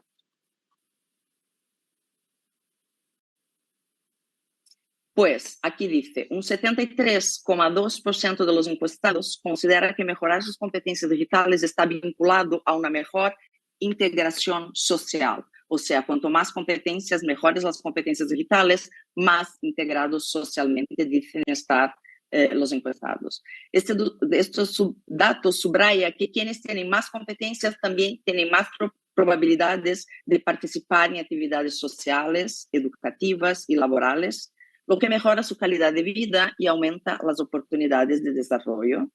Así que podemos afirmar que la conectividad digital permite el acceso a plataformas educativas y de formación que pueden ser un verdadero salvavidas para las personas en situación de vulnerabilidad. Sin embargo, sin una conexión adecuada y sin habilidades digitales, el acceso a estas plataformas es prácticamente imposible. Esto es especialmente preocupante en el ámbito de la educación, tanto la formal como la no formal. Durante la pandemia de COVID, las escuelas, universidades y otras instituciones que se dedican a la formación tuvieron que adaptarse rápidamente a la enseñanza en línea. Y aunque esta transición fue un éxito para muchos, también dejó de fuera a aquellos estudiantes sin acceso a Internet o sin competencias digitales o con competencias digitales limitadas.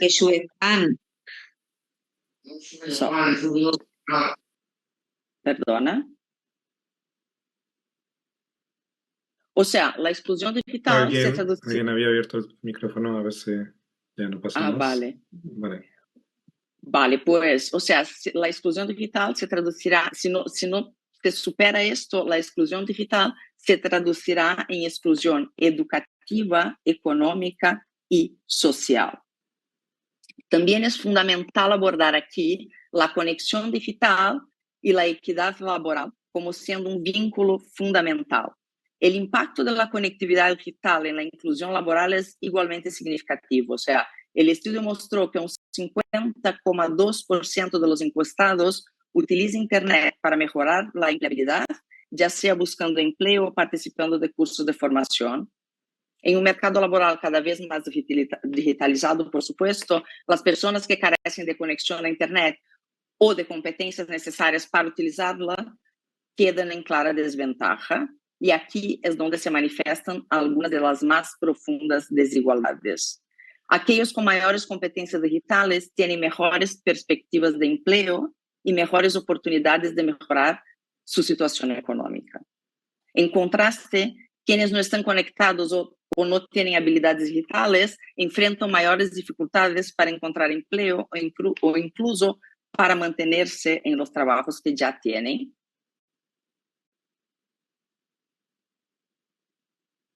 O sea, ¿y cuáles son los desafíos emergentes y las recomendaciones para la acción? Pues, entonces, a lo largo de esta ponencia, hemos hablado y hemos visto cómo la brecha digital afecta diferentes aspectos de la vida cotidiana, desde la educación hasta el empleo. Pero hay otro aspecto que no podemos ignorar: las nuevas vulnerabilidades que están surgiendo a medida que la tecnología avanza. Conforme más actividades cotidianas se digitalizan, las personas que no cuentan con las competencias adecuadas para realizar trámites digitales, desde la solicitud de ayudas hasta la inscripción en programas sociales, se encuentran cada vez más excluidas. Incluso dentro de los que tienen acceso a Internet, hay quienes no tienen las habilidades necesarias para moverse eficazmente en los entornos digitales complejos. Estas vulnerabilidades requieren una respuesta urgente por parte de los gobiernos e instituciones. Por lo tanto, es esencial que nuestras políticas públicas evolucionen para abordar estas nuevas realidades. Dejo algunas referencias y muchas gracias. Y tendrá lugar el último de los espacios de este ciclo de mesas redondas, ¿no?, que forman la mesa de cierre. No he podido ver si ha entrado, supongo que sí, Rafael Molina Carmona, vicerrector de Transformación Digital de la Universidad de Alicante, y Raúl Ruiz Callado, decano de la Facultad de Ciencias Económicas y Empresariales de la Universidad de Alicante, que viene en representación de Raúl, bueno, ya lo dirá, Malena Fabregat Cabrera, vicedecana de Relaciones Institucionales, Políticas de Igualdad y Movilidad. Muchísimas gracias y, bueno, pues con esto ya cierro. Cuando quieran, iniciamos. Rafael, cuando quieras, tuyo es el espacio. Hola, buenas tardes. ¿Me escucháis? ¿Me veis? Bueno, pues tengo este honor de cerrar este ciclo de mesas redondas tan interesante. Voy a empezar, como siempre, agradeciendo a la organización, a Natalia particularmente, a mi amigo Pep. Creo que es muy oportuno que tratemos de estos temas, porque hablamos siempre de la conexión, de las aplicaciones, pero rara vez de la desconexión. Y por otro lado, y hago un inciso improvisado al principio, un poco al hilo de lo que acaba de contar Natalia, que he tenido la oportunidad de escuchar la última parte de su charla, la brecha digital, en este caso generacional, por razón de la edad, pero no solo por eso, sino por razones de discapacidad o de cualquier otra condición personal, creo que es un tema fundamental. Y yo quería un poco pues, aprovechar para, como se dice, hablar de mi libro, ¿no? Sabéis que la universidad tiene una unidad de accesibilidad digital, de la que estoy particularmente orgulloso. No es trabajo mío, es trabajo de los técnicos que están allí, pero quería comentaros, por si no lo sabéis, que somos la web de la universidad es la web más accesible de todas las webs de todas las administraciones públicas españolas. Es la primera no solo a nivel universitario, sino a nivel de todas las administraciones públicas. Y eso es un motivo de orgullo para la universidad, y quería comentarlo también para que sepáis, los que quizás no lo sabéis, pues la existencia de esta unidad que nos da tantas alegrías y que proporciona este servicio de de mejora, de revisión de los aspectos de accesibilidad, que afectan, como muy bien ha dicho Natalia antes, no solamente a las personas que tienen algún problema de acceso, sino también a todos, porque a todos necesitamos acceder convenientemente a la información y todos en un momento dado podemos tener alguna dificultad de acceso. Esto es un tema fundamental y me gusta mucho que lo hayáis resaltado. Y después de todo también es la razón de ser de la cátedra, evidentemente.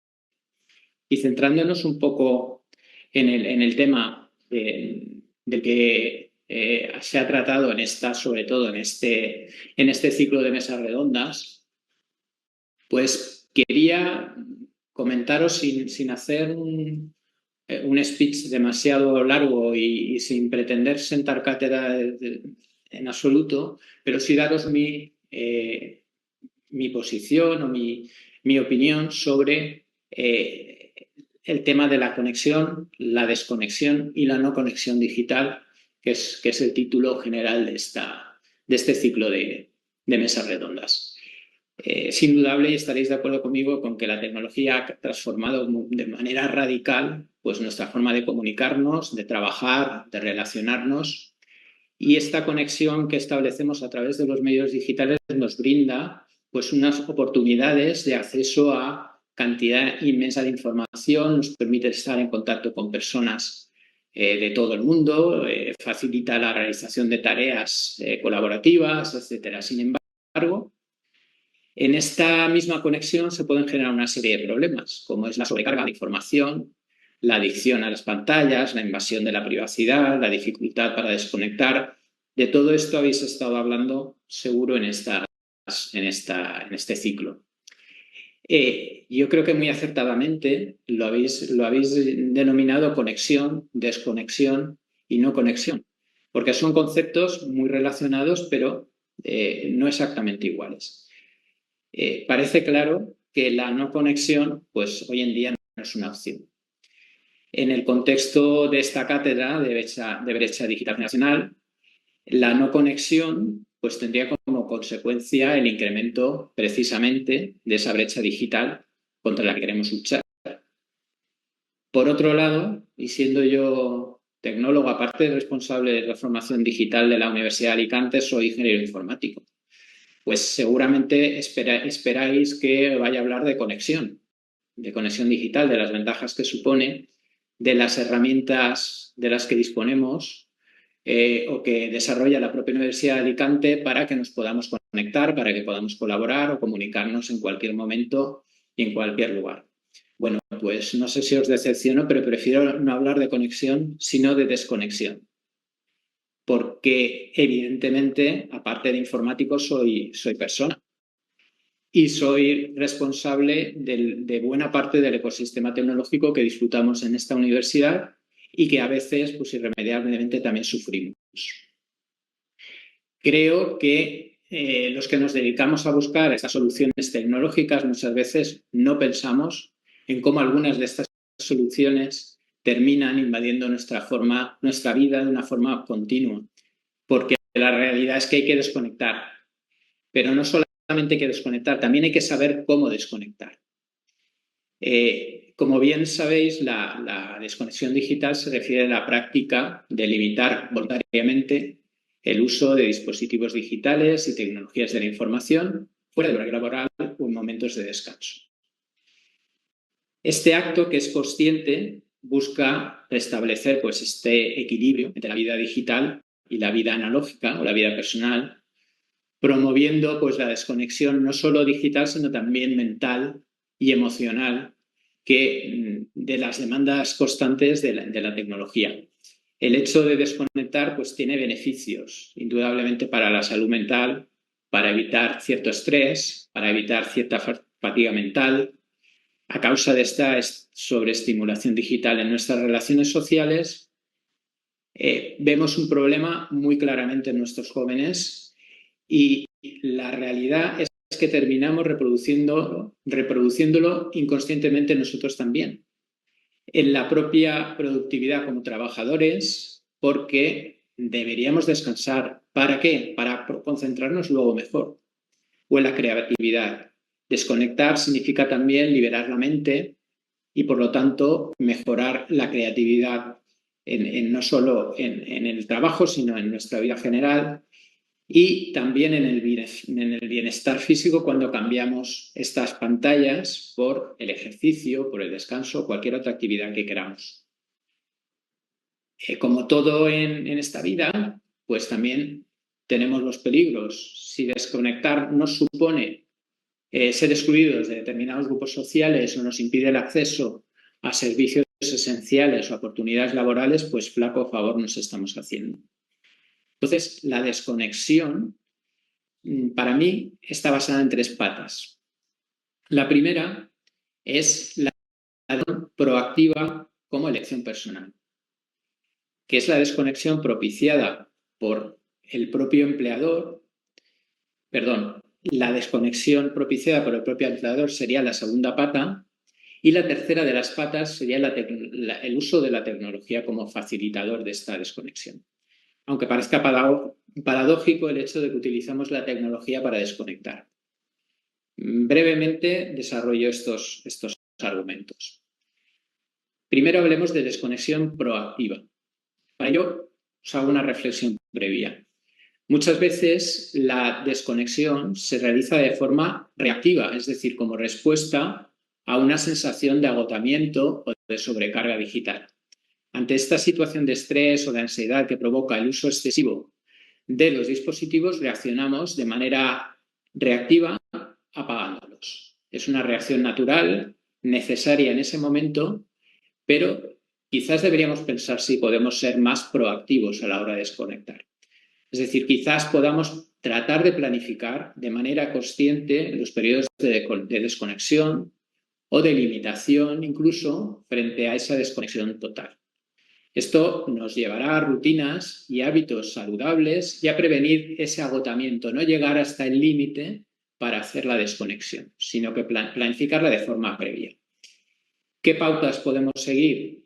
Pues establecer horarios de desconexión, crear espacios libres de tecnología en nuestros propios hogares o en las zonas en las que desarrollamos otras actividades, establecer límites en el uso de los dispositivos. Todo esto, si lo combinamos con otras acciones más personales, como practicar los hobbies o mejorar nuestras relaciones personales y practicar meditación o cualquier actividad de este estilo, pues vamos a tener una relación mucho más sana con la tecnología. No se trata de no tener relación, se trata de tener una relación mucho más sana. En segundo lugar, esto es lo que he hecho es una reflexión desde el punto de vista personal de la persona que necesita desconectar. Pero en segundo lugar, esa desconexión debe ser propiciada también por el propio empleador, por la institución en la que uno desarrolla su actividad laboral. De estas instituciones, pues me vais a permitir que hable de la que conozco de primera mano, que es la universidad. Como administración pública no podemos poner el foco únicamente en la voluntad de nuestros trabajadores. Existe legislación sobre el derecho a la desconexión digital. Como muchos de los que habéis participado aquí sabéis mucho mejor que yo. Pero no se trata solo de cumplir con esta legislación, sino también de ser proactivos como empleadores en la desconexión, facilitándola. ¿De qué manera? Pues a través de medidas que podemos implementar desde las instituciones, como las políticas laborales que permitan o que fomenten esa desconexión, pero no solamente permitiéndola, sino también educando y concienciando a las personas para que entiendan los beneficios de esa desconexión y promover esos hábitos saludables. Y además desarrollando habilidades para que esas personas sepan gestionar su tiempo y priorizar tareas. En nuestra universidad, de hecho, presentó no hace mucho el protocolo de desconexión digital de la Universidad de Alicante, donde hemos tratado de avanzar en este derecho a la desconexión, al respeto a los tiempos de descanso y a la protección de la vida personal. Y la tercera cuestión, y esta me pilla más de cerca, es el papel que tienen las propias tecnologías en la facilitación de la desconexión digital. Por paradójico que esto pueda parecer, las mismas tecnologías que nos conectan pueden ser herramientas para desconectar. Con acciones muy simples, ¿cómo podemos aprovecharlo?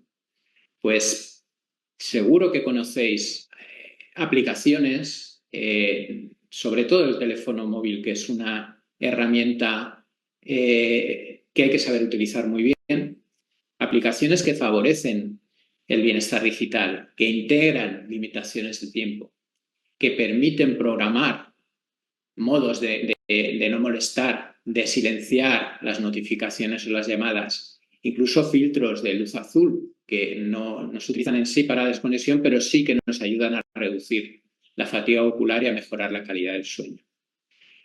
Es muy importante utilizar las herramientas de automatización de los procesos, porque dejamos a nuestra voluntad el hecho de apagar el móvil, pero se nos olvida, lo dejamos encendido y cuando menos te lo espera te suena, ya te das cuenta de que no lo has apagado. Entonces, automatizar estos procesos, poner los límites programados mediante estas acciones de programación que no dependen del usuario en el momento para poderlo desactivar, sino que se desactivan automáticamente, puede mejorar mucho esta necesidad de desconexión. En definitiva, y termino ya, yo creo que la desconexión digital es un derecho, pero también es una habilidad que aprendemos y que aplicamos de forma consciente. Es probable que no hagamos esa desconexión hasta que el agotamiento es inaguantable. Al adoptar esta actitud proactiva de la que hablaba antes, podemos mejorar nuestra salud mental, podemos fortalecer las relaciones y aumentar nuestra productividad. Es fundamental encontrar este equilibrio entre la conexión y la desconexión.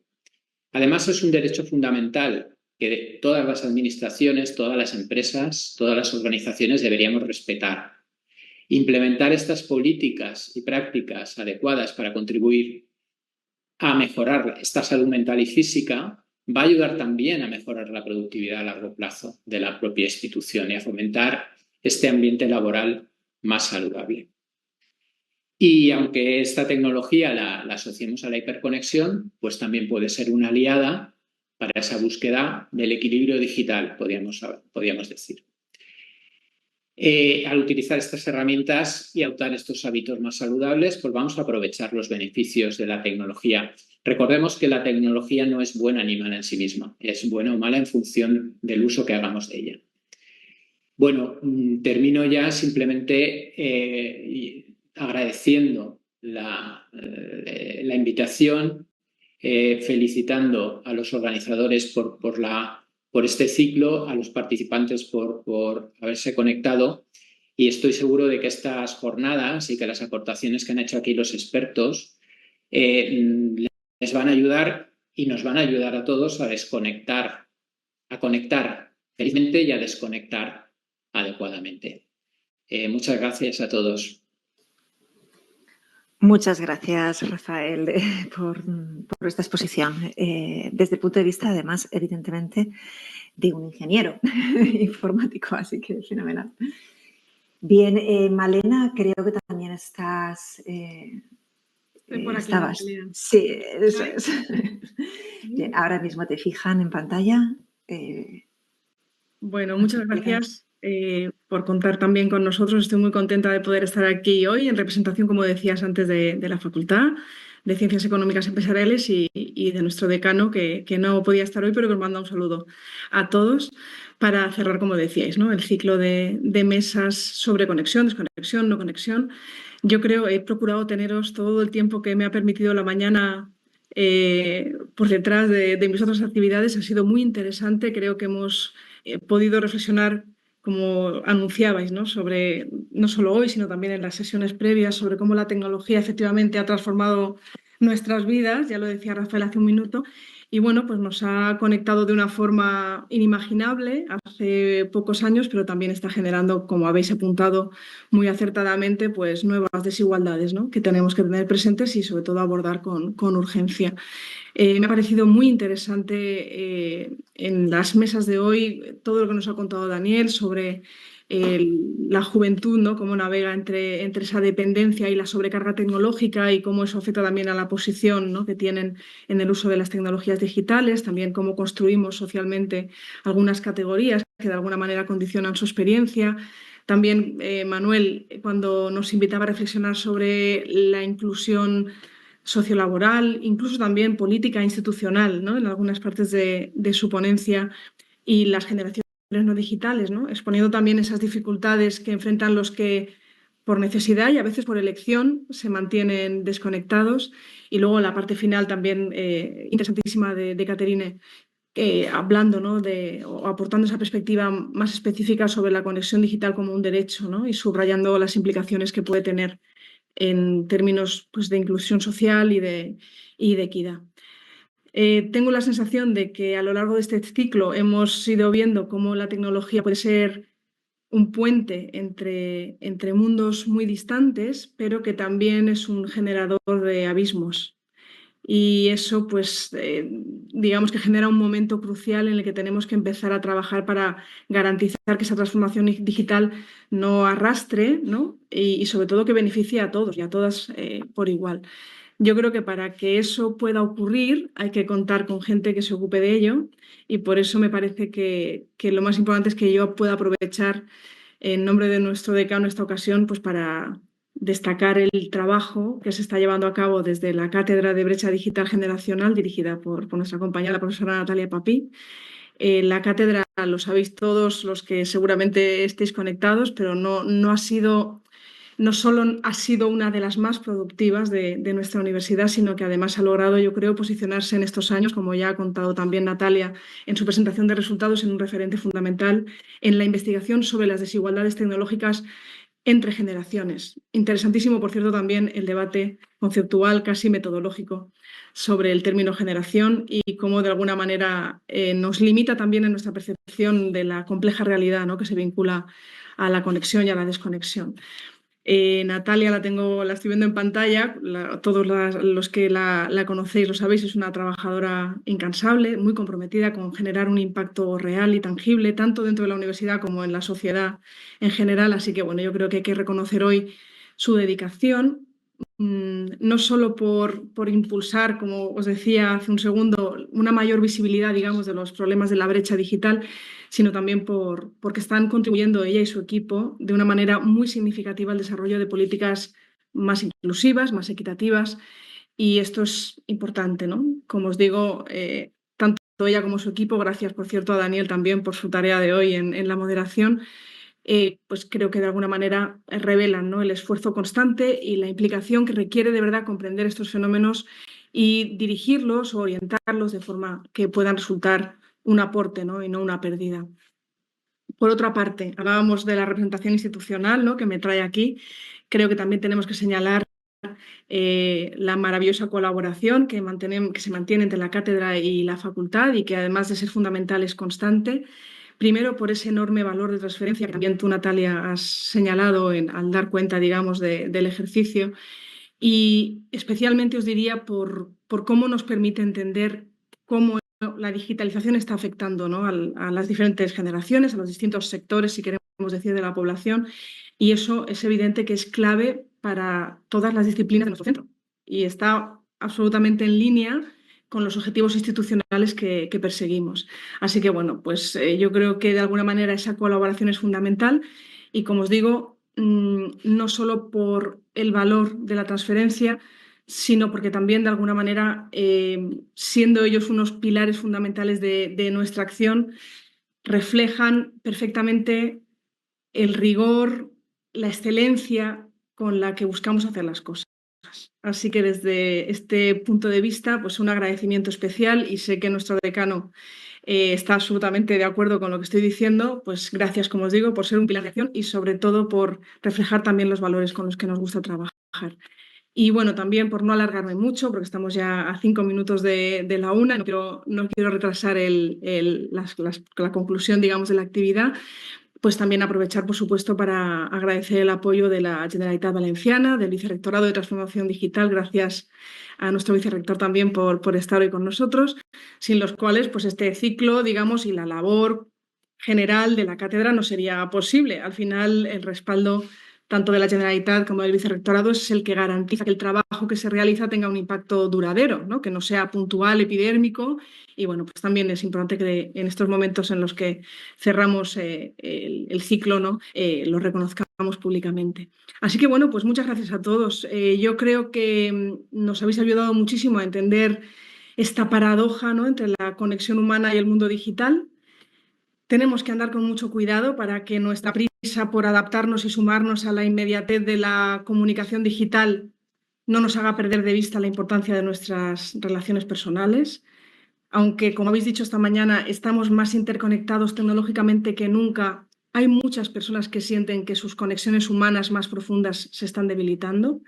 Y yo creo que, bueno, pues para acabar el ciclo, pues es importante que reivindiquemos pues que valores como la empatía, la escucha activa, la presencia física, siguen siendo insustituibles, ¿no? Para mantener esa cohesión social que tanto nos interesa. Yo también soy socióloga, como decía Natalia, y de alguna manera yo creo que el ciclo de mesas nos ha invitado a preguntarnos cómo podemos encontrar ese equilibrio del que hablaba Rafael también hace un momento, no solo, como él indicaba, entre la conexión y la desconexión, sino también el equilibrio que nos permita vivir plenamente, tanto en el mundo digital como fuera del mundo digital.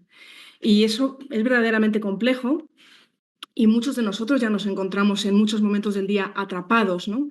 en ese desequilibrio que queremos resolver, pero no encontramos exactamente cómo. Así que, bueno, agradecemos muchísimo las reflexiones de estos días desde la facultad y puedo deciros simplemente que concluimos el ciclo después de haberos escuchado, pues con el compromiso de seguir trabajando para que las tecnologías estén al servicio de las personas y, si es posible, pues sin dejar a nadie atrás. Gracias a todos por la participación, especialmente a los ponentes que han enriquecido todas las sesiones y de nuevo pues al equipo de la cátedra por hacérnoslo disfrutar y sobre todo por hacernos aprender tantas cosas. Muchas gracias.